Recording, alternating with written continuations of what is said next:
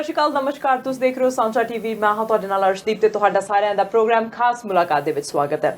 ਅੱਜ ਦੇ ਇਸ ਪ੍ਰੋਗਰਾਮ ਦੇ ਵਿੱਚ ਗੱਲਬਾਤ ਹੋਵੇਗੀ BC ਸਰਕਾਰ ਦੇ ਬਾਰੇ ਕਿ BC ਸਰਕਾਰ ਕੀ ਕੁਝ ਕਰ ਰਹੀ ਹੈ, ਕਿਉਂਕਿ ਹੁਣ BC ਦੇ ਵਿੱਚ ਸਕੂਲ ਓਪਨ ਹੋਣ ਜਾ ਰਹੇ ਨੇ, ਜੋ ਕਿ ਸਭ ਤੋਂ ਵੱਡਾ ਕੰਸਰਨਿੰਗ ਪੁਆਇੰਟ ਹੈਗਾ ਪੇਰੈਂਟਸ ਦੇ ਲਈ, ਕਿਉਂਕਿ COVID-19 ਦੇ ਕੇਸ ਨੇ ਉਹ ਲਗਾਤਾਰ ਵਧਦੇ ਜਾ ਰਹੇ ਨੇ। ਬੱਚੇ ਕਿਸ ਤਰ੍ਹਾਂ ਸਕੂਲਾਂ ਦੇ ਵਿੱਚ ਪੜ੍ਹਨਗੇ, ਕੀ ਸਕੂਲਾਂ ਦੇ ਵਿੱਚ ਜਾਣਾ ਸੇਫ ਹੋਵੇਗਾ ਤੇ ਹੋਰ ਬਹੁਤ ਸਾਰੀਆਂ ਗੱਲਾਂ ਨੇ। ਸੋ ਉਹਨਾਂ ਬਾਰੇ ਗੱਲਬਾਤ ਕਰਨ ਦੇ ਲਈ ਅੱਜ ਸਟੂਡੀਓ ਦੇ ਵਿੱਚ ਪਹੁੰਚੇ ਹੋਏ ਨੇ MLA ਜਿਨੀ ਸਿਮਸ। ਉਹਨਾਂ ਦਾ ਸਵਾਗਤ ਕਰਦੇ ਹਾਂ ਤੇ ਗੱਲਬਾਤ ਕਰਦੇ ਹਾਂ BC ਸਰਕਾਰ ਦੇ ਪਲਾਨਸ ਦੇ ਬਾਰੇ। ਜਿਨੀ, ਵੈਲਕਮ। Thank you. ਜਿਵੇਂ ਮੈਂ ਗੱਲ ਕੀਤੀ ਹੈ ਕਿ ਸਕੂਲ ਜਿਹੜੇ ਓਪਨ ਹੋਣ ਜਾ ਰਹੇ ਹੈਗੇ ਆ, ਸੈਪਟੈਂਬਰ 'ਚ ਅਸੀਂ ਆਲਰੇਡੀ ਆ ਗਏ ਹੈਗੇ ਆ। ਜਿਵੇਂ ਪਹਿਲਾਂ ਅਸੀਂ ਕਹਿੰਦੇ ਸੀਗੇ ਕਿ 2020 ਕਿਸ ਤਰ੍ਹਾਂ ਦਾ ਹੈਗਾ ਆ, ਸੋ ਮੈਨੂੰ ਲੱਗਦਾ ਕਿ ਇੰਨਾ ਫਾਸਟ ਜਾ ਰਿਹਾ ਪੈਂਡੈਮਿਕ ਦੇ ਵਿੱਚ, ਪਤਾ ਹੀ ਨਹੀਂ ਲੱਗਦਾ ਕਦੋਂ ਦਿਨ ਲੰਘ ਰਹੇ ਹੈਗੇ ਆ। ਤੇ 10 ਤਰੀਕ ਨੂੰ 10 ਸਤੰਬਰ ਨੂੰ ਬੈਕ ਟੂ ਸਕੂਲ ਜਾਣਾ ਹੈਗਾ ਬੱਚਿਆਂ ਨੇ, ਪਰ ਕੰਸਰਨਡ ਹੈਗੇ ਆ, ਪੇਰੈਂਟਸ ਕੰਸਰਨਡ ਹੈਗੇ ਆ ਕਿ ਕਿਸ ਤਰ੍ਹਾਂ ਜਿਹੜਾ ਹੋਊਗਾ ਮਾਹੌਲ। ਤੇ ਦਿਨੋਂ ਦਿਨ ਜਿਹੜੇ ਚੀਜ਼ਾਂ ਨੇ ਉਹ ਵੀ ਚੇਂਜ ਹੋ ਰਹੀਆਂ ਨੇ ਕਿ ਬੱਚਿਆਂ ਨੇ ਰੈਗੂਲਰ ਫੁੱਲ ਟਾਈਮ ਕਲਾਸਾਂ ਦੇ ਵਿੱਚ ਜਾਣਾ। ਹੁਣ ਜੇ ਸਰੀ ਦੀ ਗੱਲ ਕਰੀਏ, ਸਰੀ ਦੇ ਵਿੱਚ ਹੁਣ ਬਲੈਂਡਡ ਜਿਹੜਾ ਟ੍ਰਾਂਜੀਸ਼ਨ ਹੋਣੀ ਆ, ਉਹ ਹੁਣ ਆਪਸ਼ਨ ਦੇ ਦਿੱਤਾ ਗਿਆ ਪੇਰੈਂਟਸ ਨੂੰ। ਤੁਹਾਡਾ ਕੀ ਕਹਿਣਾ ਇਹਦੇ ਬਾਰੇ? ਦੇਖੋ, ਜਿਹੜਾ ਸੈਪਟੈਂਬਰ ਹੁੰਦਾ ਆ, ਇਹ ਸ਼ੁਰੂ ਤੋਂ ਹੀ ਮੈਂ ਸਾਰੀ ਲਾਈਫ ਪੜ੍ਹਾਇਆ ਹੀ ਆ। ਇਹ ਜਿਹੜਾ ਟਾਈਮ ਹੁੰਦਾ ਪੇਰੈਂਟਸ ਲਈ ਤੇ ਬੱਚਿਆਂ ਲਈ ਤੇ ਟੀਚਰਾਂ ਲਈ ਬਹੁਤ ਹੀ ਐਂਗਜ਼ਾਇਟੀ ਫਿਲਡ ਵੀ ਹੁੰਦਾ ਆ ਤੇ ਐਕਸਾਈਟਮੈਂਟ ਵੀ ਹੁੰਦੀ ਆ। ਉਹ ਨੋਰਮਲ ਦਿਨਾਂ ਦੇ ਵਿੱਚ ਜੀ, ਇਹਨਾਂ ਦਿਨਾਂ ਦੇ ਵਿੱਚ ਸਾਡੇ ਬੱਚੇ ਪਿਛਲੀ ਵਾਰੀ ਫੁੱਲ ਟਾਈਮ ਸਕੂਲ ਨੂੰ ਗਏ ਸੀਗੇ ਫੈਬਰੂਰੀ ਦੇ ਵਿੱਚ, ਮਾਰਚ ਦੇ ਪਹਿਲੇ ਹਫ਼ਤੇ ਦੇ ਵਿੱਚ। ਉਦੋਂ ਦੇ ਹੁਣ ਤੁਸੀਂ ਦੇਖ ਲਓ, ਮਾਰਚ, ਅਪ੍ਰੈਲ, ਮਈ, ਜੂਨ, ਜੁਲਾਈ, ਅਗਸਤ, 7 ਮਹੀਨੇ ਹੋ ਜਾਣੇ। ਸੋ ਐਂਗਜ਼ਾਇਟੀ ਹੈਗੀ ਆ। ਐਂਗਜ਼ਾਇਟੀ ਦੋ ਕਾਰਨ ਆ। ਇੱਕੋ ਜਿਹੜੀ ਰੂਟੀਨ ਹੁੰਦੀ ਸੀ ਉਹ ਹੈ ਨਹੀਂ, ਹੁਣ ਬੱਚੇ ਘਰ ਰਹਿਣਾ ਗਿੱਝ ਗਏ ਆ ਤੇ ਸੌਣਾ ਵੀ ਗਿੱਝ ਗਿਆ ਸਾਰਾ ਦਿਨ, ਤੇ ਕਈ ਕੁਛ ਚੇਂਜ ਹੋ ਗਿਆ ਉਹਨਾਂ ਦੇ ਲਈ। ਪਰ ਸਭ ਤੋਂ ਵੱਡੀ ਐਂਗਜ਼ਾਇਟੀ ਇਸ ਵਕਤ ਹੈਗੀ ਆ COVID-19 ਕਰਕੇ ਸਾਰੇ ਇਹਨੂੰ ਪਤਾ ਨਹੀਂ ਲੱਗਦਾ ਵੀ ਗਾਂ ਕੀ ਹੋਣਾ ਆ ਤੇ ਸਾਰੇ ਡਰੇ ਪਏ ਆ ਜੀ। ਪਰ ਆਪਾਂ ਡਾਕਟਰ ਬੌਨੀ ਹੈਨਰੀ ਤੇ ਬਹੁਤ ਹੀ ਭਰੋਸਾ ਕੀਤਾ ਸੀ। ਉਸ ਭਰੋਸੇ ਨੇ ਸਾਡੀ ਜਿਹੜੀ ਕਰਵ ਸੀਗੀ ਉਹਨੂੰ ਸਿੰਗਲ ਡਿਜਿਟ ਤੱਕ ਲੈ ਆਂਦੀ ਜਦੋਂ ਅਸੀਂ ਉਹਦੇ ਰੂਲਸ ਫੋਲੋ ਕੀਤੇ ਸੀਗੇ। ਜਦੋਂ ਥੋੜ੍ਹਾ ਕੁ ਰਿਲੈਕਸੇਸ਼ਨ ਹੋਇਆ, ਉਹਨੇ ਇੰਨੀ ਛੁੱਟੀ ਦਿੱਤੀ, ਅਸੀਂ ਇੰਨੀ ਲੈ ਲਈ। ਹੁਣ ਕੇਸ ਵਧਣ ਲੱਗ ਪਏ ਆ, ਪਰ ਉਹ ਜਿਹੜੇ ਕੇਸ ਵੱਧ ਰਹੇ ਆ ਉਹ ਬਿਟਵੀਨ 20 to 40 years old ਵਿੱਚ ਵੱਧ ਰਹੇ ਆ, ਕਿਉਂਕਿ ਸੋਸ਼ਲ ਇੰਟਰੈਕਸ਼ਨਸ ਜ਼ਿਆਦਾ ਹੋ ਰਹੇ ਆ। ਇਸ ਕਰਕੇ ਸਾਰਿਆਂ ਦੇ ਮੂਹਰੇ ਬੇਨਤੀ ਕਰਦੇ ਆ, ਜਿੱਦਾਂ ਅਸੀਂ ਪਹਿਲਾਂ ਡਾਕਟਰ ਬੌਨੀ ਹੈਨਰੀ ਦੀ ਗੱਲ ਸੁਣੀ ਸੀ, ਉਸ ਤਰੀਕੇ ਦੇ ਨਾਲ ਹੁਣ ਵੀ ਸੁਣੀਏ। ਅਸੀਂ ਫਿਰ ਉਸ ਕਰਵ ਨੂੰ ਫਲੱਟ ਕਰਕੇ ਸਿੰਗਲ ਡਿਜਿਟ 'ਤੇ ਲਿਆ ਸਕਦੇ ਹਾਂ। ਇਹ ਸਾਡੇ ਵਿੱਚ ਹਿੰਮਤ ਹੈਗੀ ਆ। ਪਰ ਜਦੋਂ ਅਸੀਂ ਬੱਚਿਆਂ ਦਾ ਜੇ ਦਾ ਸਕੂਲ ਖੁੱਲ੍ਹਣਾ ਆ, ਸਾਰੇ ਸੋਚਣ ਲੱਗ ਪਏ ਸੀਗੇ ਵੀ ਇੱਕਦਮ ਇੰਨੇ 100 ਬੱਚੇ ਸਕੂਲ ਵਿੱਚ ਕਿੱਦਾਂ ਹੋਣਗੇ। ਪਰ ਪਹਿਲਾਂ ਹੀ ਡਾਕਟਰ ਬੌਨੀ ਹੈਨਰੀ ਨੇ ਕਿਹਾ ਸੀਗਾ ਵੀ ਅਸੀਂ ਫਰੇਮਵਰਕ ਦੇਣਾ ਆ ਸਕੂਲ ਡਿਸਟ੍ਰਿਕਟਸ ਨੂੰ। ਉਹਨਾਂ ਨੂੰ ਪਤਾ ਉਹਨਾਂ ਦੇ ਕਲਾਸ ਰੂਮਸ ਕਿੰਨੇ ਵੱਡੇ ਆ, ਉਹਨਾਂ ਕੋਲ ਕਿੰਨੀਆਂ ਟੀਚਰਾਂ ਆ, ਸਭ ਕੁਛ ਉਹ ਫਾਈਨਲ ਪਲਾਨਸ ਬਣਾਉਣਗੇ। ਜਿਸ ਤਰ੍ਹਾਂ ਸਰੀ ਸਕੂਲ ਡਿਸਟ੍ਰਿਕਟਸ ਨੇ ਟੀਚਰਸ ਦੇ ਨਾਲ ਬੈਠ ਕੇ teachers, support workers, QP workers, teaching assistants, principals, vice principals, parents and superintendent, ਸਾਰਿਆਂ ਨੇ ਬੈਠ ਕੇ ਬਹੁਤ ਮਹੀਨੇ ਹੋ ਗਏ ਆ, ਸਮਝ ਲਓ ਮਾਰਚ ਦੇ ਸ਼ੁਰੂ ਹੋਏ ਆ ਪਲਾਨਸ ਬਣਾਉਣ ਨੂੰ ਵੀ ਸਕੂਲ ਜਦੋਂ ਖੁੱਲਾਂਗੇ ਕਿੱਦਾਂ ਖੁੱਲਾਂਗੇ। ਜਦੋਂ ਆਪਾਂ ਜੂਨ ਵਿੱਚ ਪਿਛਲੀ 'ਚ ਟਰਾਈ ਕੀਤਾ ਸੀਗਾ, ਉਹਦੇ ਵਿੱਚੋਂ ਬਹੁਤ ਕੁਛ ਸਿੱਖ ਲਿਆ। ਇੱਕ ਤਾਂ ਆਮ ਕਲਾਸ ਵਿੱਚ 3 ਬੱਚੇ ਹੀ ਗਏ ਸਕੂਲ ਨੂੰ, ਕਰਕੇ ਪੇਰੈਂਟਸ ਕਾਫੀ ਨੇ ਭੇਜਿਆ ਨਹੀਂ, ਬਾਕੀ ਘਰੇ ਹੀ ਰਹੇ ਆ। ਪਰ ਉਹਦੇ ਵਿੱਚ ਪਤਾ ਲੱਗ ਗਿਆ ਵੀ ਕਿਸ ਤਰੀਕੇ ਦੇ ਨਾਲ ਸਕੂਲ ਨੂੰ ਔਰਗਨਾਈਜ਼ ਕਰਨਾ ਆ। ਜਿਹੜੇ ਐਸੈਂਸ਼ੀਅਲ ਸਰਵਿਸਿਜ਼ ਆ, ਉਹਨਾਂ ਦੇ ਬੱਚੇ ਤਾਂ ਸਕੂਲ ਜਾਂਦੇ ਹੀ ਰਹੇ ਆ ਤੇ ਉਹ ਜਾਂਦੇ ਸੀਗੇ, ਪਰਹੇਜ਼ ਰੱਖਿਆ ਗਿਆ ਸੀਗਾ। ਪਰ ਇਹ ਡਰ ਸੀਗਾ ਵੀ ਹੁਣ ਜ਼ਿਆਦਾ ਹੋ ਜਾਣੇ, ਵੀ ਪਰਹੇਜ਼ ਕਿੱਦਾਂ ਹੋਊਗਾ। ਤੇ ਸਾਰਿਆਂ ਦੇ ਮਨ ਵਿੱਚ ਪੈ ਗਿਆ ਵੀ ਸਕੂਲ ਉੱਦਾਂ ਹੀ ਹੋਣਾ ਜਿੱਦਾਂ ਪਿਛਲੇ ਸੈਪਟੈਂਬਰ ਸੀਗਾ। ਪਰ ਸੁਪਰਇੰਟੈਂਡੈਂਟ ਠਿਨੀ ਕਹਿੰਦਾ ਰਿਹਾ ਪਲਾਨਸ ਆਰ ਨਾਟ ਫਾਈਨਲਾਈਜ਼ਡ, ਅਸੀਂ ਫਾਈਨ ਟਿਊਨਿੰਗ ਕਰ ਰਹੇ ਹਾਂ। ਉਹ ਹਾਲੇ ਵੀ ਫਾਈਨ ਟਿਊਨਿੰਗ ਕਰ ਰਹੇ ਆ। ਕੱਲ੍ਹ ਜਿਹੜੀ ਉਹਨਾਂ ਨੇ ਅਨਾਊਂਸਮੈਂਟ ਕੀਤੀ ਆ ਬਹੁਤ ਵਧੀਆ ਆ, ਸੋਚ ਸਮਝ ਕੇ ਕੀਤੀ ਆ ਵੀ ਮੋਰਨਿੰਗ ਨੂੰ ਇੰਨੇ ਘੰਟੇ ਲਈ ਕਲਾਸਿਸ ਹੋਊਗੀ, ਫਿਰ ਤੁਹਾਡੇ ਕੋਲ ਚੋਇਸ ਹੋਊਗੀ ਵੀ ਕਿਹੜੇ ਆਫਟਰਨੂਨ ਨੂੰ ਤੁਸੀਂ ਜਾਣਾ ਆ, ਫਿਰ ਔਨਲਾਈਨ ਲਈ ਡਿਫਰੈਂਟ ਟੀਚਰਸ ਹੋਣਗੇ ਜਾਂ ਇਨ ਕਲਾਸ ਲਈ ਡਿਫਰੈਂਟ ਟੀਚਰਸ ਹੋਣਗੇ। ਸੋ ਜਿਨ੍ਹਾਂ ਦੇ ਘਰ ਵਿੱਚ ਹੈਲਥ ਇਸ਼ੂਜ਼ ਹੈਗੇ ਆ, ਉਹਨਾਂ ਦੀ ਕਿਸ ਤਰ੍ਹਾਂ ਦੇ ਬੰਦੋਬਸਤ ਕੀਤੇ ਜਾਣੇ, ਜਿਹੜੇ ਟੀਚਰਾਂ ਲਈ ਉਹਨਾਂ ਲਈ ਕਿਸ ਤਰ੍ਹਾਂ ਦੇ ਬੰਦੋਬਸਤ ਕੀਤੇ ਜਾਣੇ ਆ, ਕਿਉਂਕਿ ਸਿਰਫ ਸਟੂਡੈਂਟਸ ਦਾ ਨਹੀਂ, ਜਿਹੜਾ ਸਟਾਫ ਆ ਉਹਨਾਂ ਦੀ ਵੀ ਦੇਖਭਾਲ ਕਰਨ ਦੀ ਬਹੁਤ ਹੀ ਜ਼ਰੂਰਤ ਹੈਗੀ ਆ। ਇਸ ਵਕਤ ਇੱਕ ਕੰਮ ਪੇਰੈਂਟਸ ਨੂੰ ਦਿੱਤਾ ਗਿਆ, ਉਹ ਸਕੂਲ ਡਿਸਟ੍ਰਿਕਟ ਨੇ ਸਰਵੇ ਪਾਈ ਆ, ਹਰੇਕ ਪੇਰੈਂਟਸ ਨੂੰ ਉਹਨਾਂ ਨੇ ਕੰਟੈਕਟ ਕੀਤਾ ਆ ਥਰੂ ਈਮੇਲ ਜਾਂ ਫੋਨ ਕਾਲਸ। ਉਹਨਾਂ ਦੀ ਵੈਬਸਾਈਟ ਤੇ ਸਕੂਲ ਡਿਸਟ੍ਰਿਕਟ ਤੇ ਉੱਥੇ ਤੁਸੀਂ ਜਾ ਕੇ ਉਹ ਸਰਵੇ ਜ਼ਰੂਰ ਭਰੋ ਕਰਕੇ ਉਸ ਵਿੱਚ ਤੁਸੀਂ ਸਕੂਲ ਨੂੰ ਦੱਸਣਾ ਆ, ਸਕੂਲ ਡਿਸਟ੍ਰਿਕਟ ਨੂੰ, ਵੀ ਸਾਡਾ ਸਿਚੁਏਸ਼ਨ ਹੈ ਆ, ਅਸੀਂ ਬੱਚੇ ਨੂੰ ਇੰਨੇ ਘੰਟੇ ਭੇਜਾਂਗੇ, ਇਸ ਦਿਨ ਭੇਜਾਂਗੇ ਜੀ ਕਰਕੇ। ਹਰੇਕ ਫੈਮਿਲੀ ਦੀ ਡਿਫਰੈਂਟ ਨੀਡਸ ਹੋਣੀ ਆ। ਉਹ ਸਭ ਕੁਝ ਫਿਰ ਜਿਹੜਾ ਪਲਾਨ ਡਰਾਫਟ ਪਹਿਲਾਂ ਸੀਗਾ ਉਹ 3rd ਡਰਾਫਟ ਤੇ ਆ ਗਿਆ। ਹੁਣ ਜਦੋਂ ਫੀਡਬੈਕ ਗਈ ਫਿਰ ਆਉਂਦੇ ਹਫਤੇ ਨੂੰ ਇੱਕ ਹੋਰ ਡਰਾਫਟ ਬਣੂਗਾ ਜੀ। ਪਰ ਇਹ ਜ਼ਰੂਰ ਹੈਗਾ ਹੈ ਵੀ ਸਰੀ ਨੇ ਪੂਰੀ ਕੋਸ਼ਿਸ਼ ਕੀਤੀ ਆ ਵੀ ਪੇਰੈਂਟਸ ਦੇ ਜਿਹੜੇ ਨੀਡਸ ਹੈਗੇ ਆ, ਬੱਚਿਆਂ ਦੇ ਨੀਡਸ ਹੈਗੇ ਆ, ਉਹ ਅਕੋਮੋਡੇਟ ਕਰਨਗੇ। ਤਾਂ ਇਸ ਕਰਕੇ ਗਰਵ ਹੈਗਾ ਹੈ ਵੀ ਸਾਰਿਆਂ ਨੇ ਰਲ ਮਿਲ ਕੇ ਕੰਮ ਕੀਤਾ ਆ ਕਰਕੇ। ਪੈਂਡੈਮਿਕ ਆਪਾਂ ਨਾ ਸੋਚੀਏ ਵੀ ਟੀਚਰਾਂ ਨੂੰ ਪਤਾ ਆ ਜਾਂ ਪੇਰੈਂਟਸ ਨੂੰ ਪਤਾ ਆ, ਇਹ ਤਾਂ ਨਵੀਂ ਚੀਜ਼ ਆ ਸਾਡੇ ਸਾਰਿਆਂ ਲਈ। ਅਤੇ ਨਾਲੇ ਹਰੇਕ ਨੂੰ ਔਨਲਾਈਨ ਪੜ੍ਹਾਉਣਾ ਵੀ ਨਹੀਂ ਆਉਂਦਾ ਅਤੇ ਹਰੇਕ ਬੱਚੇ ਨੂੰ ਔਨਲਾਈਨ ਪੜ੍ਹਨਾ ਵੀ ਨਹੀਂ ਆਉਂਦਾ। ਬਿਲਕੁਲ। ਸੋ ਮਿਕਸਡ ਹਾਈਬ੍ਰਿਡ ਮਾਡਲ ਹੋਊਗਾ, ਪਰ ਜਿਹੜੇ ਨੰਬਰ ਆ ਫਿਰ ਵੀ ਪਰਹੇਜ਼ ਰੱਖਿਆ ਜਾਊਗਾ। ਬਿਕਾਜ਼ ਹਾਲੇ ਵੀ ਜੇ ਤੁਹਾਡਾ ਬੱਚਾ ਬਿਮਾਰ ਹੋਊਗਾ ਉਹਨੂੰ ਘਰ ਰੱਖੋ। ਸਕੂਲੇ ਜਾਣਾ, ਉੱਥੇ ਜਿਹੜੇ ਤੁਹਾਡੇ ਬਬਲ ਹੋਣੇ ਆ, ਬਬਲ ਵਿੱਚ ਨਹੀਂ ਸੋਸ਼ਲ ਡਿਸਟੈਂਸਿੰਗ ਹੋਊਗੀ, ਪਰ ਮਾਸਕ ਆਪਸ਼ਨਲ ਹਰੇਕ ਜਗ੍ਹਾ ਹੋਊਗਾ। ਪਰ ਜਿੱਥੇ ਵੀ ਹੋਲਵੇਜ਼ ਦੇ ਵਿੱਚ ਹੁੰਦਾ ਆ ਵੀ ਲੋਕਾਂ ਨੇ ਉੱਥੇ ਮਾਸਕਸ ਵਿਲ ਬੀ ਰਿਕਵਾਇਰਡ। ਸੋ ਜਿੱਦਾਂ ਗਾ ਅੱਜ ਮੈਂ ਸੁਣਦੀ ਸੀ ਕਿ ਕਿਸੇ ਨੇ ਕਿਹਾ ਡਾਕਟਰ ਬੌਨੀ ਹੈਨਰੀ ਆਪਣਾ ਮਾਈਂਡ ਚੇਂਜ ਕਰਦੀ ਰਹਿੰਦੀ ਆ। ਇਹ ਨਹੀਂ, ਜਿੱਦਾਂ ਹੀ ਅਸੀਂ ਇਸ ਬਿਮਾਰੀ ਨੂੰ ਸਮਝਦੇ ਹਾਂ, ਜਿੱਦਾਂ ਹੀ ਅਸੀਂ ਦੇਖਦੇ ਹਾਂ ਵੀ ਆਹ ਸਕੂਲ ਇੱਦਾਂ ਖੁੱਲ੍ਹਣੇ, ਜਿੱਦਾਂ ਪਹਿਲਾਂ ਆਪਾਂ ਨਾਈਟ ਕਲੱਬਸ ਖੋਲ੍ਹ ਦਿੱਤੇ ਸੀ, ਫਿਰ ਪਤਾ ਲੱਗਾ ਵੀ ਲੋਕ ਤਾਂ ਜਾ ਕੇ ਉੱਥੇ ਬਾਹਰ 'ਤੇ ਖੜ੍ਹੇ ਹੋ ਕੇ ਫਿਰ ਜ਼ਿਆਦਾ ਫੈਲਣ ਲੱਗ ਪਈ। ਫਿਰ ਸਾਰਿਆਂ ਨੂੰ ਕਹਿ ਦਿੱਤਾ ਤੁਹਾਨੂੰ ਟੇਬਲਾਂ 'ਤੇ ਬੈਠਣਾ ਪੈਣਾ, ਤੁਸੀਂ ਹਿਲ ਨਹੀਂ ਸਕਦੇ। ਇਸੇ ਹੀ ਤਰ੍ਹਾਂ ਸਕੂਲ ਦਾ ਮਾਸਟਰ ਪਲਾਨ ਜਿਹੜਾ ਸੀਗਾ ਇੱਥੇ ਬਣਿਆ ਸੀ, ਫਿਰ ਸਕੂਲ ਡਿਸਟ੍ਰਿਕਟ 'ਤੇ ਆ ਗਿਆ ਅਤੇ ਹੁਣ ਸਕੂਲ 'ਤੇ ਆ ਗਿਆ। ਇਹ ਪਲਾਨਿੰਗ ਬਰੀਕੀ ਨਾਲ, ਕੋਲੈਬੋਰੇਸ਼ਨ ਨਾਲ ਹੀ ਹੋਣੀ ਆ। ਇਹ ਕਿਸੇ ਕੋ ਆਨਸਰ ਹੈ ਨਹੀਂ ਗੀ। ਅਤੇ ਆਪਾਂ ਗਲਤੀਆਂ ਵੀ ਸ਼ਾਇਦ ਕਰੀਏ, ਉਹਨਾਂ ਨੂੰ ਫਿਰ ਸੁਧਾਰਨਾ ਵੀ ਪੈਣਾ ਆ। ਡਾਕਟਰ ਬੌਨੀ ਹੈਨਰੀ ਬਹੁਤ ਵਧੀਆ ਤਰੀਕੇ ਨਾਲ ਕਹਿੰਦੀ ਹੁੰਦੀ ਆ, this is for today, this is for ਨਾਓ। ਕੱਲ੍ਹ ਨੂੰ ਜੇ ਹੋਰ ਕੁਛ ਪਤਾ ਲੱਗਾ, ਆਪਣੇ ਕੋਲ ਹੋਰ ਇਨਫੋਰਮੇਸ਼ਨ ਆ ਗਿਆ, ਫਿਰ ਐਡਜਸਟਮੈਂਟ ਹੋਊਗੀ। ਜੇ ਸਕੂਲ ਖੁੱਲ੍ਹ ਗਏ ਫਿਰ ਇੱਕਦਮ ਜੇ ਕੁਛ ਹੋ ਗਿਆ ਵੀ, ਸ਼ਾਇਦ ਮੈਂ ਨਹੀਂ ਸੋਚਦੀ, ਜੇ ਸ਼ਾਇਦ ਹੋ ਗਿਆ ਵੀ ਸਪਾਈਕ ਜ਼ਿਆਦਾ ਹੋ ਜਾਊਗੀ, then we have Dr. Bonnie Henry and we have every health officer ਜਿਹੜੇ ਹਰੇਕ ਹੈਲਥ ਅਥਾਰਟੀ 'ਚ ਹੈਗੇ ਸਾਰੇ ਸੂਬੇ ਦੇ ਵਿੱਚ, ਜਿਹੜੇ ਹੈਲਥ ਡਿਸੀਜਨ ਬਣਾਉਣਗੇ। ਮੈਨੂੰ ਕਈ ਪੁੱਛਦੇ ਤੁਸੀਂ ਕੀ ਕਰੋਗੇ, ਮੈਂ ਕਿਹਾ ਦੇਖੋ, ਨੰਬਰ 1 ਮੈਂ ਨਹੀਂ ਹੈਗੀ ਡਾਕਟਰ, ਬਿਲਕੁਲ, ਨਾ ਹੀ ਮੈਨੂੰ ਪੈਂਡੈਮਿਕ ਦਾ ਪਤਾ ਆ, ਪਰ ਜੇ ਮੈਨੂੰ ਕਲਾਸਰੂਮ ਵਿੱਚ ਬਿਠਾ ਦਿਓ, ਮੈਨੂੰ ਟੀਚਿੰਗ ਦਾ ਜ਼ਰੂਰ ਪਤਾ, ਉਹਦੇ ਵਿੱਚ ਮੈਂ ਰਾਏ ਦੇ ਸਕਦੀ ਹਾਂ, ਬਟ ਹੈਲਥ ਇਸ਼ੂਜ਼ ਦੇ ਵਿੱਚ ਨਹੀਂ। ਜੀ, ਜਿਵੇਂ ਤੁਸੀਂ ਦੱਸਿਆ ਕਿ ਸਰੀ ਦੇ ਜਿਹੜੇ ਸਕੂਲ ਹੈਗੇ ਆ ਉਹਨਾਂ ਨੂੰ ਹੁਣ ਆਪਸ਼ਨ ਦੇ ਦਿੱਤੀ ਹੈ, ਹਾਈਬ੍ਰਿਡ ਮਾਡਲ ਦੇ ਦਿੱਤਾ ਹੈਗਾ ਆ। ਪਹਿਲਾਂ ਜਦੋਂ ਅਸੀਂ ਐਜੂਕੇਸ਼ਨ ਮਿਨਿਸਟਰ ਦੀ ਅਨਾਊਂਸਮੈਂਟ ਦੀ ਪਹਿਲਾਂ ਦੀ ਗੱਲ ਕਰੀਏ ਤਾਂ ਉਹਨਾਂ ਨੇ ਕਿਹਾ ਸੀਗਾ ਜੇ ਬੱਚੇ ਸਕੂਲ ਆ ਸਕਦੇ ਆ ਤਾਂ ਫੁੱਲ ਟਾਈਮ ਸਕੂਲ ਆ ਸਕਦੇ ਆ, ਅਤੇ ਨਹੀਂ ਤਾਂ ਉਹਨਾਂ ਨੂੰ ਹੋਮ ਸਕੂਲਿੰਗ ਦੀ ਜਿਹੜੀ ਆਪਸ਼ਨ ਹੈਗੀ ਆ ਉਹ ਗ੍ਰੈਬ ਕਰ ਲੈਣੀ ਚਾਹੀਦੀ ਹੈ। ਇਹਦਾ ਮਤਲਬ ਸੀ ਕਿ ਬੱਚੇ ਜਿਹੜੇ ਇਨਰੋਲ ਨਹੀਂ ਹੋਣਗੇ। ਪਰ ਹੁਣ ਜੇ ਹਾਈਬ੍ਰਿਡ ਮਾਡਲ ਜੇ ਉਹ ਲੈ ਰਹੇ ਹੈਗੇ ਤਾਂ ਉਹ ਉਹਨਾਂ ਕੋਲ ਆਪਸ਼ਨ ਹੈਗੀ ਆ ਕਿ ਉਹ ਆਨਲਾਈਨ ਵੀ ਪੜ੍ਹ ਸਕਦੇ ਆ, ਜੇ ਉਹਨਾਂ ਨੂੰ ਚਾਹੁੰਦੇ ਆ ਤਾਂ ਉਹ ਕਲਾਸਾਂ ਦੇ ਵਿੱਚ ਵੀ ਆ ਸਕਦੇ ਹੈਗੇ ਆ, ਅਤੇ ਉਹ ਜੇ ਦੇਖ ਕੇ ਸਿਚੁਏਸ਼ਨ ਨੂੰ ਦੇਖ ਕੇ ਉਹ ਕਲਾਸਾਂ ਦੀ ਟਾਈਮਿੰਗ ਜਿਹੜੀ ਆ ਉਹ ਵੀ ਵਧਾ ਸਕਦੇ ਆ। ਉਹਨਾਂ ਦੇ ਕੋਲ ਜਦੋਂ ਰੈਗੂਲਰ ਸਕੂਲ ਦੇ ਵਿੱਚ, ਫੁੱਲ ਟਾਈਮ ਸਕੂਲ ਦੇ ਵਿੱਚ ਆਉਣ ਦੇ ਲਈ ਜਨਵਰੀ 2021 ਤੱਕ ਦਾ ਟਾਈਮ ਹੈਗਾ ਆ। ਸੋ ਉਦੋਂ ਤੱਕ ਉਹ ਹਾਈਬ੍ਰਿਡ ਮਾਡਲ ਦੇ ਅੰਦਰ ਹੀ ਜਿਹੜਾ ਉਹ ਪੜ੍ਹਨਗੇ। ਅਤੇ ਇੱਥੇ ਵਿਊਅਰਸ ਨੂੰ ਵੀ ਅਸੀਂ ਦੱਸ ਦਈਏ ਕਿ ਜਿਨ੍ਹਾਂ ਦੇ ਬੱਚੇ ਕਿੰਡਰਗਾਰਟਨ ਤੋਂ 9 ਗ੍ਰੇਡ ਤੱਕ ਹੈਗੇ ਆ, ਉਹ ਸਰੀ ਸਕੂਲ ਬੋਰਡ ਦੀ ਜਿਹੜੀ ਵੈਬਸਾਈਟ ਆ ਉੱਥੇ ਜਾ ਕੇ ਐਨਰੋਲ ਜਿਹੜਾ ਕਰ ਸਕਦੇ ਆ, ਅਤੇ ਉਹਨਾਂ ਨੇ ਆਪਸ਼ਨ ਵੀ ਦਿੱਤੀ ਹੈ ਇਹਦੇ ਨਾਲ, ਬਹੁਤ ਵਧੀਆ ਆਪਸ਼ਨ ਦਿੱਤੇ ਆ। ਇੱਕ ਮੈਂ ਗੱਲ ਇਹ ਵੀ ਕਹੂੰਗੀ ਨਾ ਵੀ ਆਪਾਂ ਕਹਿ ਦਈਦਾ ਵੀ ਜਦੋਂ ਮਿਨਿਸਟਰ ਨੇ ਅਨਾਊਂਸ ਕੀਤਾ ਸੀਗਾ, ਉਹਨਾਂ ਨੇ ਸਾਰੇ ਸੂਬੇ ਲਈ ਕੀਤਾ ਸੀਗਾ। ਸਾਡੇ ਕੋਲ ਐਸੇ ਵੀ ਸਕੂਲ ਡਿਸਟ੍ਰਿਕਟਸ ਹੈਗੀ ਆ ਜਿੱਥੇ ਇੱਕ ਕਲਾਸ ਵਿੱਚ 12 ਨਿਆਣੇ ਹੈਗੇ ਆ, ਅਤੇ ਬਹੁਤ ਥੋੜ੍ਹੀਆਂ ਕਲਾਸਾਂ ਆ, ਅਤੇ ਸਕੂਲ ਵੀ ਬਹੁਤ ਛੋਟੇ ਆ।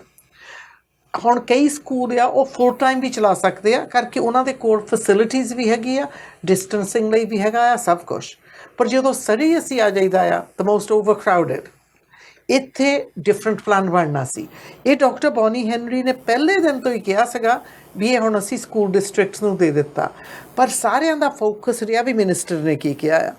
ਦੇਖੋ, ਮਿਨਿਸਟਰ ਇੱਕ ਥਾਂ ਬੈਠ ਕੇ ਸਾਰੀ ਪ੍ਰੋਵਿੰਸ ਨੂੰ ਨਹੀਂ ਕਹਿ ਸਕਦਾ ਤੁਸੀਂ ਆਹ ਕਰੋ ਤੁਹਾਨੂੰ ਸਾਰਿਆਂ ਨੂੰ ਇੱਕੋ ਜਿਹਾ ਕਰਨਾ ਪੈਣਾ ਆ ਕਰਕੇ ਪਹਿਲਾਂ ਹੀ ਸਾਡੇ 60+ ਸਕੂਲ ਡਿਸਟ੍ਰਿਕਟਸ ਇੱਕ ਦੂਸਰੇ ਨਾਲੋਂ ਬਹੁਤ ਹੀ ਡਿਫਰੈਂਟ ਤਰੀਕੇ ਨਾਲ ਚੱਲਦੇ ਆ। ਉਹਨਾਂ ਦਾ ਕਰਿਕੂਲਮ ਇੱਕ ਆ, ਪਰ ਉਹਨਾਂ ਦੀ ਆਰਗੇਨਾਈਜੇਸ਼ਨ, ਜਿਸ ਤਰ੍ਹਾਂ ਉਹਨਾਂ ਦਾ ਡੇ ਟਾਈਮ ਆਰਗੇਨਾਈਜ਼ ਕੀਤਾ ਹੈ, ਨੋਰਥ ਦੇ ਵਿੱਚ ਜਿਸ ਤਰ੍ਹਾਂ ਉਹ ਲੰਚ ਬ੍ਰੇਕ ਕਰਦੇ ਆ, ਡੀਸ ਐਵਰੀਥਿੰਗ ਇਜ਼ ਡਿਫਰੈਂਟ। ਉੱਥੇ ਬੱਸਾਂ ਦੀ ਬਹੁਤ ਲੋੜ ਹੁੰਦੀ ਆ, so buses drive a lot of it.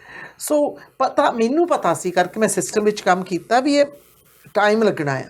ਇੱਕਦਮ ਨਹੀਂ ਤੁਸੀਂ ਬੈਠ ਕੇ, ਜੋ ਤੁਸੀਂ ਫੈਕਟਰੀ ਆਰਗੇਨਾਈਜ਼ ਕਰਦੇ ਆ ਬਹੁਤ ਸੌਖਾ ਆ, ਤੁਸੀਂ ਬੱਚਿਆਂ ਦੀ ਪੜ੍ਹਾਈ ਆਰਗੇਨਾਈਜ਼ ਕਰਦੇ ਬਹੁਤ ਕੁਛ ਸੋਚਣਾ ਪੈਂਦਾ। ਹਾਈ ਸਕੂਲ ਵਿੱਚ ਇਹ ਵੀ ਸੋਚਣਾ ਪੈਣਾ ਕਿ ਇਸ ਬੱਚੇ ਨੇ ਕਿਹੜੀ ਇਲੈਕਟਿਵ ਲੈਣੀ ਹੈ। ਬਹੁਤ ਬੜਾ ਟਾਈਮ ਟੇਬਲਿੰਗ ਨਾਈਟਮੇਅਰ ਹੋਣੀ ਹੈ, but we can do it। ਬਿਲਕੁਲ। ਤੇ ਨਾਲ ਆਪਸ਼ਨ ਦੀ ਮੈਂ ਜਿਹੜੀ ਗੱਲ ਕਰ ਰਹੀ ਸੀਗੀ ਸਰੀ ਸਕੂਲ ਦੇ ਵਾਸਤੇ ਸਿਰਫ, ਤੇ ਉਹ ਜਿਹੜੀ ਆਪਸ਼ਨ 8 ਤਰੀਕ ਤੱਕ ਦਿੱਤੀ ਹੋਈ ਹੈ ਕਿ ਜੇ ਤੁਸੀਂ ਮਾਈਂਡ ਚੇਂਜ ਕਰ ਵੀ ਰਹੇ ਆ ਕਿ ਮੈਂ ਰੈਗੂਲਰ ਸਕੂਲਾਂ ਨੂੰ ਭੇਜ ਰਿਹਾ ਬੱਚੇ ਨੂੰ ਆਪਦੇ ਨੂੰ, ਤੁਹਾਡੇ ਕੋਲ ਸਟਿਲ 8 ਦਿਨ ਹੈਗੇ, ਤੁਸੀਂ 4 ਵਜੇ ਤੱਕ 8 ਸਤੰਬਰ ਨੂੰ 4 ਵਜੇ ਤੱਕ ਦੁਬਾਰਾ ਤੋਂ ਜਿਹੜਾ ਆਪਣਾ ਪਲਾਨ ਸਬਮਿਟ ਕਰਵਾ ਸਕਦੇ ਆ। ਸੋ ਬਹੁਤ ਸਾਰੀਆਂ ਆਪਸ਼ਨਸ ਦਿੱਤੀਆਂ ਹੈਗੀਆਂ ਨੇ। ਨਾਲ ਤੁਸੀਂ ਆਪ ਹੀ ਮੈਂਸ਼ਨ ਕੀਤਾ ਸੀ, ਯੂ ਮੈਂਸ਼ਨ ਕਿ ਡਾਕਟਰ ਬੋਨੀ ਹੈਨਰੀ ਨੂੰ ਕਹਿੰਦੇ ਰਹਿੰਦੇ ਆ ਕਿ ਇਹ ਮਾਈਂਡ ਚੇਂਜ ਕਰਦੀ ਰਹਿੰਦੀ ਹੈ। ਹੁਣ ਇੱਕ ਐਡ ਬਣੀ ਸੀ ਉਹਨਾਂ ਦੇ ਵੱਲੋਂ ਜਿੱਥੇ ਕਿਹਾ ਜਾ ਰਿਹਾ ਸੀਗਾ ਕਿ ਬੱਚਿਆਂ ਨੂੰ ਕਿਸ ਤਰ੍ਹਾਂ ਪੜ੍ਹਾਇਆ ਜਾਵੇਗਾ, ਹੈਂਡ ਵਾਸ਼ ਕਰਨ ਦੀ ਫੈਸਿਲਿਟੀ ਹੋਵੇਗੀ। ਪਰ ਹੁਣ ਕਈ ਸਕੂਲ ਇੱਦਾਂ ਦੇ ਆ ਜਿਹਦੇ ਵਿੱਚ ਸਕੂਲ ਜਿਵੇਂ ਹੈਂਡ ਵਾਸ਼ ਕਰਨ ਦੀ ਫੈਸਿਲਿਟੀ ਕਲਾਸਰੂਮ ਦੇ ਵਿੱਚ ਅਵੇਲੇਬਲ ਨਹੀਂ ਹੈਗੀ।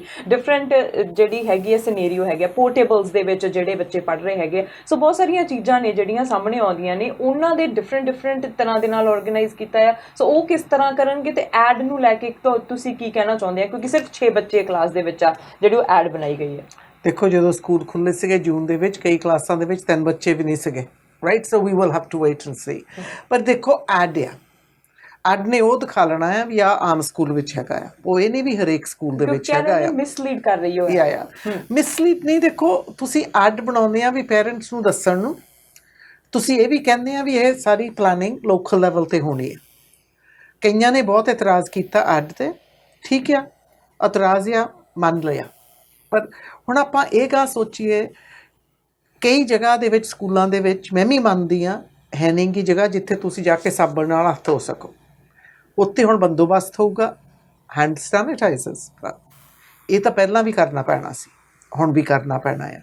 ਅਤੇ ਜੇ ਅਸੀਂ ਸੋਚੀਏ ਵੀ ਜਿਹੜੀਆਂ ਕਮੀਆਂ ਪਹਿਲੀਆਂ ਸੀਗੀਆਂ ਇੱਕਦਮ ਪੂਰੀਆਂ ਹੋ ਜਾਣੀਆਂ, ਕਈ ਸਕੂਲਾਂ ਦੇ ਵਿੱਚ ਆ ਜਿਹੜੀ ਸਰਕੂਲੇਸ਼ਨ ਸਿਸਟਮ ਉਹਦੇ ਬਹੁਤ ਇਸ਼ੂਜ਼ ਹੈਗੇ ਆ, ਉਹ ਵੀ ਵਕਤ ਹੈਗਾ ਆ ਹਾਲੇ ਵੀ ਕਰਨ ਨੂੰ, ਪਰ ਸ਼ਾਇਦ ਨਾ ਹੋਣ।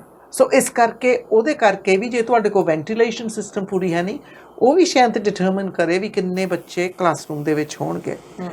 ਹੁਣ ਮੈਂ ਜਦੋਂ ਪਹਿਲਾਂ ਇੱਥੇ ਨੋਰਥ ਵਿੱਚ ਪੜ੍ਹਾਇਆ ਸੀਗਾ, ਉੱਥੇ ਕਲਾਸਿਸ ਬਹੁਤ ਛੋਟੀਆਂ ਹੁੰਦੀਆਂ ਸੀਗੀਆਂ, ਸਮੋਲ ਇਨ ਨੰਬਰ, ਸਕੂਲ ਵੀ ਛੋਟੇ ਹੁੰਦੇ ਸੀਗੇ। ਉੱਥੇ ਉਹਨਾਂ ਨੇ ਬੰਦੋਬਸਤ ਡਿਫਰੈਂਟਲੀ ਕਰਨਾ ਜੀ, ਜਿੱਦਾਂ ਪੇਰੈਂਟਸ ਛੱਡਣ ਆਉਂਦੇ ਆ ਉਹ ਵੀ ਡਿਫਰੈਂਟ ਹੋਣਾ ਆ। ਸਾਡੇ ਸਰੀ ਦੇ ਵਿੱਚ ਸਭ ਤੋਂ ਵੱਡਾ ਡਿਫਰੈਂਸ ਇਹ ਹੋਣਾ ਆ ਵੀ ਸਾਡੇ ਜਿਹੜੇ ਇੱਥੇ ਪੇਰੈਂਟਸ ਹੈਗੇ ਆ ਉਹ ਬਹੁਤ ਹੈਵਲੀ ਇੰਗੇਜਡ ਹੁੰਦੇ ਆ ਪ੍ਰਾਇਮਰੀ ਕਿਡਸ ਦੇ ਨਾਲ। ਸਾਡੇ ਕਾਫੀ ਸਕੂਲਸ ਮੈਂ ਗਈ ਹਾਂ ਲੰਚ ਟਾਈਮ, ਮੈਨੂੰ ਪਹਿਲਾਂ ਸੱਚ ਨਹੀਂ ਸੀ ਆਉਂਦਾ ਜਦੋਂ ਮੈਂ ਸਰੀ 'ਚ ਆਈ ਸੀਗੀ ਵੀ ਸਕੂਲ ਦੇ ਵਿੱਚ ਪੇਰੈਂਟਸ ਜ਼ਿਆਦਾ ਹੁੰਦੇ, ਬੱਚੇ ਘੱਟ ਲੱਗਦੇ ਹੁੰਦੇ, ਸਾਰੇ ਲੰਚ ਲੈ ਕੇ ਆਉਂਦੇ ਆ, ਰਾਈਟ। ਇਹ ਕੰਮ ਨਹੀਂ ਹੁਣ ਕਰ ਹੋਣੇ। ਬਿਲਕੁਲ। ਅਸੀਂ ਤਾਂ ਛੋਟੇ ਹੁੰਦੇ ਬੱਚਿਆਂ ਨੂੰ ਵੀ ਲੰਚ ਸਵੇਰ ਨੂੰ ਦੇ ਦੇਈਦਾ ਸੀਗਾ ਅਤੇ ਰਾਤ ਨੂੰ ਆ ਜਾਂਦੇ ਸੀਗੇ, ਪਰ ਕਈਆਂ ਲਈ ਇਹ ਬਹੁਤ ਮੁਸ਼ਕਿਲ ਲੱਗਣਾ ਆ। ਦੇਖੋ, ਕਈਆਂ ਦੇ ਵਿੱਚ ਕੰਫਰਟ ਲੈਵਲ ਨਹੀਂ ਹੋਣਾ ਵੀ ਅਸੀਂ ਆਪਣੇ ਬੱਚਿਆਂ ਨੂੰ ਸਕੂਲੇ ਪਾ ਦਈਏ। ਜੇ ਤੁਹਾਡੇ ਵਿੱਚ ਹੈ ਨਹੀਂ ਅਤੇ ਤੁਹਾਡੇ ਵਿੱਚ ਹਿੰਮਤ ਹੈਗੀ ਆ, ਫਿਰ ਇੱਕ ਹੋਰ ਜਿਹੜਾ ਵੀ ਤਰੀਕਾ ਆ, ਹੋਰ ਮਾਡਲ ਚੂਜ਼ ਕਰ ਲਵੋ। ਪਰ ਇਸ ਵਕਤ ਆਪਾਂ ਇਹ ਨਹੀਂ ਕਹਿ ਸਕਦੇ ਵੀ ਆਪਣੇ ਕੋਲ ਚੋਇਸ ਹੈ ਨਹੀਂ। ਪੇਰੈਂਟਸ ਨੂੰ ਚੋਇਸ ਬਹੁਤ ਦਿੱਤੀਆਂ ਗਈਆਂ, ਪਰ ਫਿਰ ਵੀ ਦੇਖੋ ਪੇਰੈਂਟਸ ਕਨਫਲਿਕਟਡ ਆ। ਜਿਹੜੇ ਪੇਰੈਂਟਸ ਡਰੇ ਵੀ ਪਏ ਆ, ਉਹ ਇਹ ਵੀ ਕਹਿੰਦੇ ਬੱਚੇ ਫੁੱਲ ਟਾਈਮ ਸਕੂਲ ਨੂੰ ਜਾਣ, ਰਾਈਟ। ਕਰਕੇ ਜਿਹੜੇ ਬੱਚੇ ਆ ਸਾਡੇ ਇੰਨੇ ਮਹੀਨਿਆਂ ਲਈ ਘਰ ਬੈਠੇ ਆ, ਮੈਂਟਲੀ ਬਹੁਤ ਅਸਰ ਪੈ ਰਿਹਾ ਆ। ਬੇਸ਼ੱਕ ਦੀ ਆਪਾਂ ਸੋਚੀਏ ਨਾ ਸੋਚੀਏ, ਸਾਡੇ ਬੱਚੇ ਬੁੱਕਾਂ ਤੋਂ ਘੱਟ ਅਤੇ ਸੋਸ਼ਲ ਇੰਟਰੈਕਸ਼ਨ ਤੋਂ ਇੰਗੇਜਮੈਂਟ ਵਿੱਚੋਂ ਜ਼ਿਆਦਾ ਸਿੱਖਦੇ ਆ, ਰਾਈਟ। ਲਾਈਫ ਲੈਸਨਸ ਤੁਹਾਨੂੰ ਮਿਲ ਵਰਤ ਕੇ ਆਉਂਦੇ ਆ, ਉਹ ਬੁੱਕਾਂ 'ਚੋਂ ਨਹੀਂ ਮਿਲਦੇ ਤੁਹਾਨੂੰ। ਬੁੱਕਾਂ 'ਚੋਂ ਬੇਸ਼ੱਕ ਦੀ ਜੋ ਕੁਛ ਤੁਸੀਂ ਸਿੱਖਣਾ ਤੁਸੀਂ ਔਨਲਾਈਨ ਸਿੱਖ ਸਕਦੇ ਆ। ਜਿਹੜਾ ਦੂਸਰਾ ਆ ਸੋਸ਼ਲਾਈਜੇਸ਼ਨ ਅਤੇ ਗਰੋਥ, ਉਹ ਬਹੁਤ ਮੁਸ਼ਕਿਲ ਹੈਗਾ ਆ। ਇਸ ਕਰਕੇ ਸਕੂਲ ਖੋਲ੍ਹਣੇ ਵੀ ਪੈਣੇ ਆ, ਇਕੋਨਮੀ ਵੀ ਚੱਲ ਪਈ ਆ, ਤੇ ਪਰ ਪਰਹੇਜ਼ ਰੱਖਣਾ ਪੈਣਾ ਆ। ਦੇਖੋ ਵਾਇਰਸ ਕਿਤੇ ਨਹੀਂ ਗਿਆ, ਵਾਇਰਸ ਇੱਥੇ ਹੀ ਆ। ਜੀ ਬਿਲਕੁਲ, ਵਾਇਰਸ ਦੇ ਬਾਰੇ ਵੀ ਗੱਲ ਕਰਦੇ ਹਾਂ ਜਿਨੀ, ਪਰ ਬ੍ਰੇਕ ਲੈ ਲੈਂਦੇ ਤੇ ਬ੍ਰੇਕ ਤੋਂ ਬਾਅਦ ਵਾਪਸ ਆਉਂਦੇ। Thank you. ਖਾਸ ਮੁਲਾਕਾਤ ਹੋ ਰਹੀ ਹੈ MLA ਜਿਨੀ ਸਿਮਸ ਦੇ ਨਾਲ। ਇਸ ਤਰ੍ਹਾਂ ਹੀ ਗੱਲਬਾਤ ਜਾਰੀ ਰਹੇਗੀ। ਰੁਕਦੇ ਹਾਂ ਕਮਰਸ਼ੀਅਲ ਬ੍ਰੇਕ ਦੇ ਲਈ।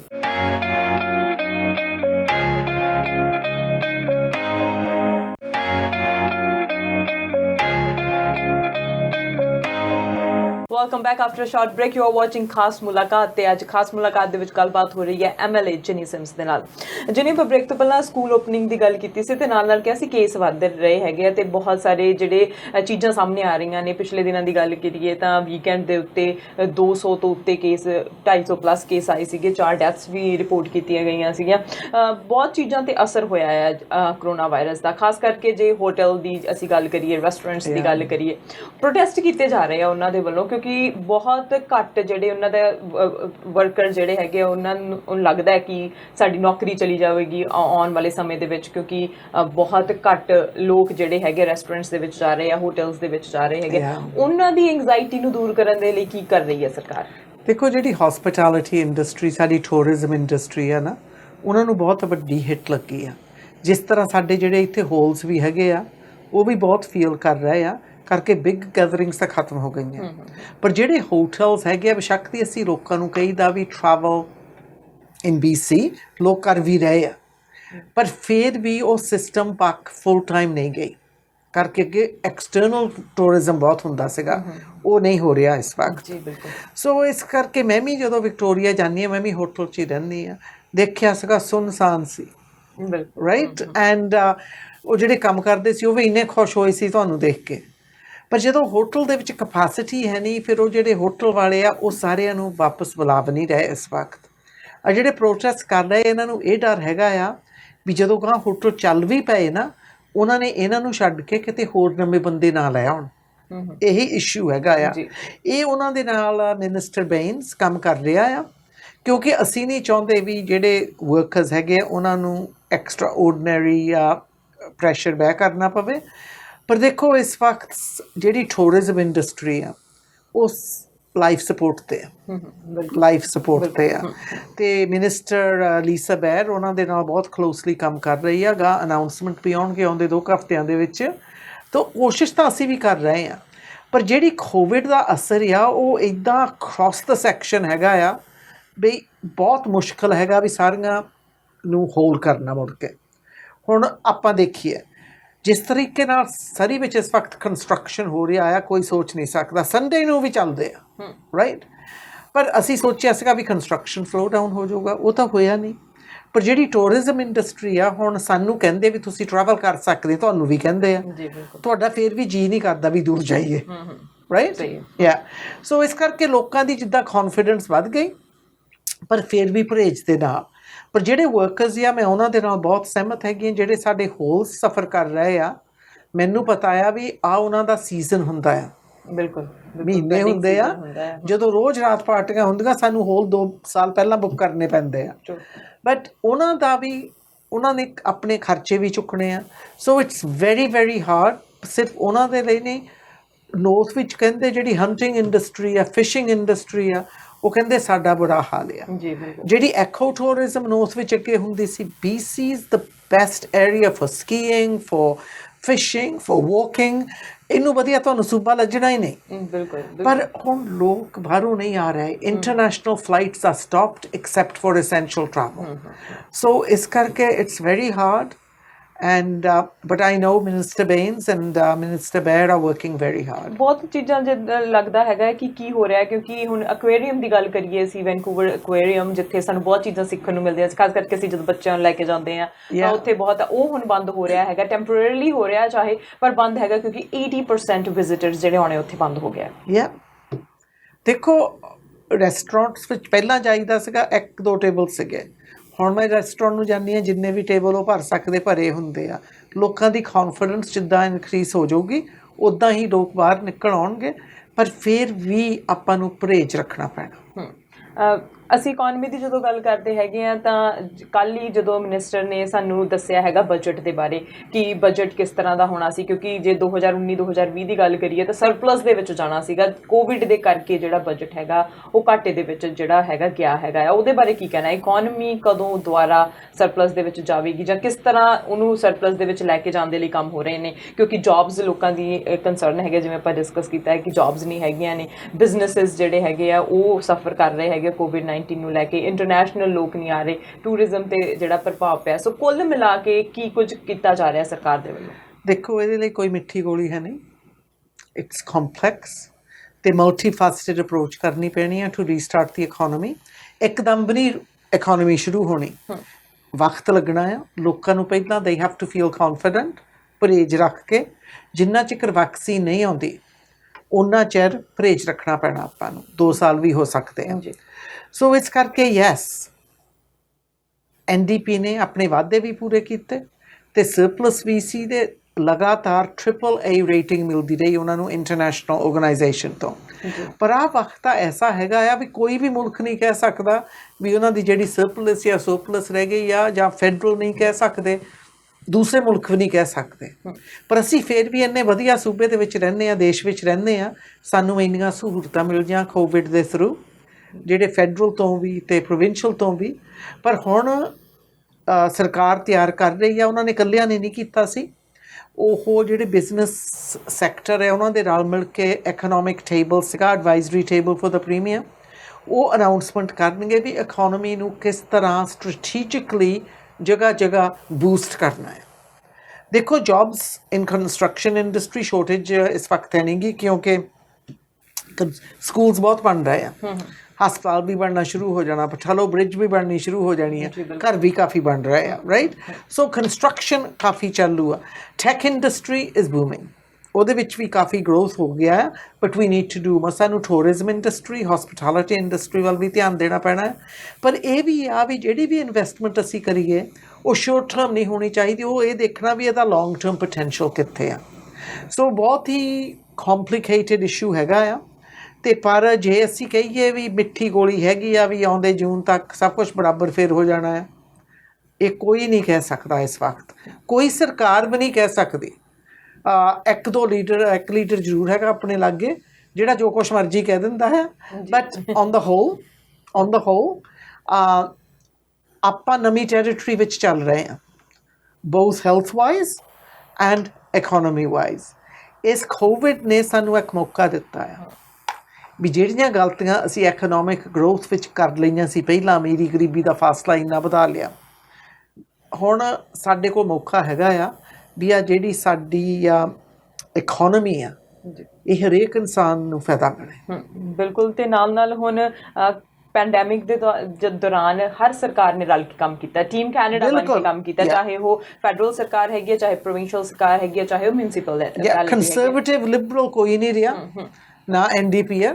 ਇਸ ਵਕਤ ਤਾਂ ਸਾਰਿਆਂ ਨੇ ਰਲ ਮਿਲ ਕੇ ਕੰਮ ਕੀਤਾ ਆ ਤੇ ਇਹਦੀ ਸ਼ੈ ਸਾਰਿਆਂ ਨੂੰ ਜਾਂਦੀ ਆ। ਬਿਕਾਜ਼ ਜਦੋਂ ਪੈਂਡੈਮਿਕ ਆ ਜਾਂਦੀ ਆ ਉਦੋਂ ਫਿਰ ਸਾਰੀਆਂ ਚੀਜ਼ਾਂ ਭੁੱਲ ਜਾਈਦੀਆਂ, ਉਦੋਂ ਹੈਦਾ ਵੀ ਇੱਕ ਦੂਸਰੇ ਨੂੰ ਕਿੱਦਾਂ ਬਚਾਈਏ ਕਰਕੇ ਸਾਰਿਆਂ ਤੇ ਖਤਰਾ ਸੀਗਾ। ਜੀ ਬਿਲਕੁਲ, ਜੇ ਜਾਨ ਹੈ ਤਾਂ ਜਹਾਨ ਹੈ। ਕਹਿੰਦੇ ਆ ਕਿ ਜੇ ਤੁਸੀਂ ਆਪ ਜਿੰਦਾ ਰਹੋਗੇ ਤਾਂ ਹੀ ਇਕਨੋਮੀ ਬੂਸਟ ਕਰਨ ਦਾ ਫਾਇਦਾ ਹੈਗਾ। ਜੇ ਕੋਈ ਹੈ ਹੀ ਨਹੀਂਗਾ ਤਾਂ ਇਕਨੋਮੀ ਕਿਹਦੇ ਵਾਸਤੇ ਬੂਸਟ ਕਰਨੀ ਹੈ? ਬਿਜ਼ਨਸ ਇਕਨੋਮੀ, ਆਪਣੀ ਬਿਜ਼ਨਸ ਕਮਿਊਨਿਟੀ ਨੇ ਬਹੁਤ ਵੱਡੀ ਸੈਕਰੀਫਾਈਸਿਸ ਵੀ ਕੀਤੀ ਕਰਕੇ ਉਹਨਾਂ ਤੇ ਬਹੁਤ ਵੱਡਾ ਅਸਰ ਵੀ ਪਿਆ, ਪਰ ਉਹਨਾਂ ਨੇ ਬਹੁਤ ਵੱਡਾ ਦਾਨ ਵੀ ਦਿੱਤਾ, ਕਮਿਊਨਿਟੀਜ਼ ਨੇ ਵੀ ਦਿੱਤਾ ਇੱਕ ਦੂਸਰੇ ਦੇ ਸਹਾਰੇ ਨੂੰ। ਜੀ ਬਿਲਕੁਲ, ਕਿਸੇ ਨੂੰ ਨਹੀਂ ਸੁਣਿਆ ਕਹਿੰਦਿਆਂ ਨੂੰ ਵੀ ਚਲੋ ਜੀ ਬਿਲਕੁਲ। ਆਪਣਾ ਹੀ ਸੋਚੋ। ਰੀਡ ਜਿਹੜੀ ਇੱਕ ਸਰਵੇ ਕਰਵਾਉਂਦੀ ਆ, ਉਹਦੇ ਦੁਆਰਾ ਜਿਹੜਾ ਸਰਵੇ ਕੀਤਾ ਗਿਆ ਹੈ ਕਿ ਸਾਰੇ ਕੈਨੇਡਾ ਭਰ ਦੇ ਪ੍ਰੀਮੀਅਰਸ ਨੂੰ ਲੈ ਕੇ ਕਿ ਕਿਹਨੇ ਆਪਣੇ ਸੂਬੇ ਨੂੰ ਸਹੀ ਤਰ੍ਹਾਂ ਸੰਭਾਲਿਆ, ਕਿਹਨੇ ਆਪਣੀ ਪ੍ਰੋਵਿੰਸ ਨੂੰ ਸਹੀ ਤਰ੍ਹਾਂ ਸੰਭਾਲਿਆ।